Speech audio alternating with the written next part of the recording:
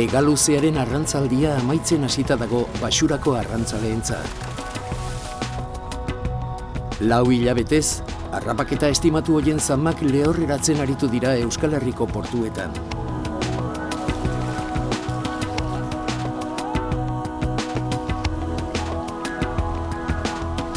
Hondarribian gaude. Hemen lehorreratzen da hegaluzerik gehiena. Arrantzaren inguruan jarduera asko daude, baina denak ez dira ezagunak kontsumitzaileentzat. Arrantzaleak itsasora ateratzen dira, eta gauzak ondo joan ezkero, sotoak arrainez beteta dakartzatela itzuliko dira. Orduan hegaluzea lehorreratu, eta ontziak berriro prestatzen hasten dira itsasora berriz ateratzeko. Goizaldea da, eta Hondarribiko kaietan jo eta ke ari dira lanean. Portuan Eusko Labeleko teknikariek hegaluzeak eta hegalaburrak zorrotz kontrolatzen dihardute. Kalitate baldintzak betetzen dituzten aleak baino ez baitira etiketatu behar. Etiketa bermea bezalakoa da. Atun harrapaketan teknika zaharrak erabiltzen direla ziurtatzen du eta. 2 teknika dira, kainabera eta kazako edo xaxiango arrantza. Arrantzatokien eta itsasondoen iraunkortasuna bermatzeko beste biderik ez dago. Produktuaren trazabilitatea ziurtatzeko etiketatua nola egin behar den azaldu digu Jakes Agirre Zabalek.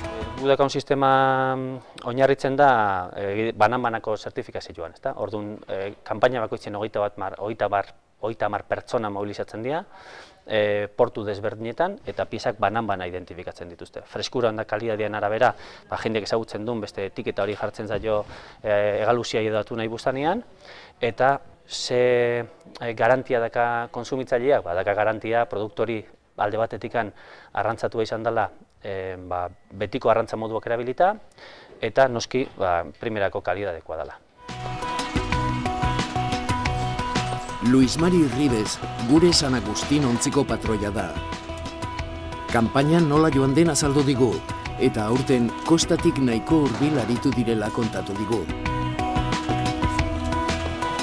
Kanpaina ondo hasi da, ez dugu joan beharrik aurten Atlantiko erdira, beste urtetan bezala, eta arraia hemen agertu da bertan, eta guretzat hobeto, konsumo gasto gutxigo, eta momentuan espektatiba polita dira, aurtengo.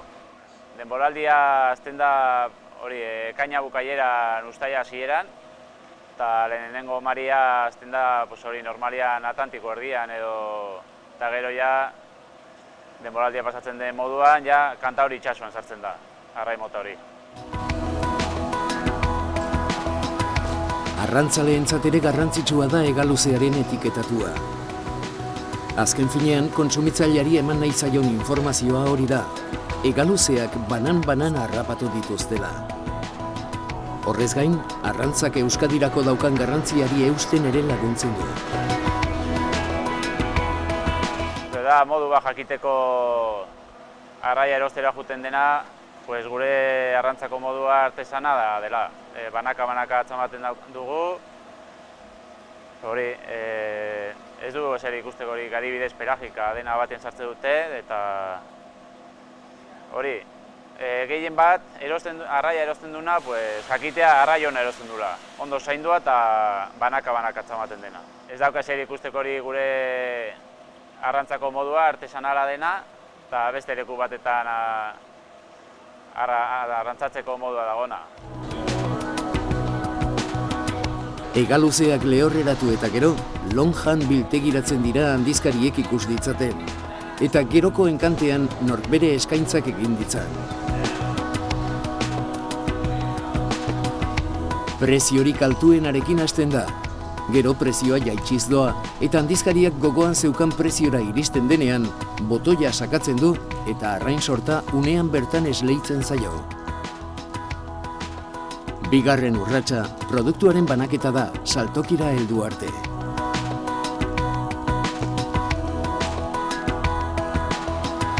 Tolosa, kaia arraindegia. Hemen, kontsumitzaileak berehala ezagutuko du produktua bere zigilu zuri hautsezinagatik. Eusko Labelaren ikurra eta zenbait datu eta kontrol zenbaki bat ere begibistan azaltzen dira. Zenbaki horren bitartez eta internet lagun gauza asko jakin daitezke. Zein arrantzontzik harrapatu zuen, ze espezie den, zein portutan lehorreratu zen eta zein arrantza teknika erabili zen. Produktuaren trazabilitatea eta kalitatea kontsumitzaileei ziurtatzeko, etiketa zeinen garrantzitsua den adierazi digu Aitorrek. Ematen digu garantia bat, hegaluzeak jarraitu duen bidea bere sorterritik gure kaia arte. Beti garantia bat da gure bezeroen aurrean. Gainera, euskal arrantza tradizionalaren alde egiteko modurik onena dela azpimarratu digu.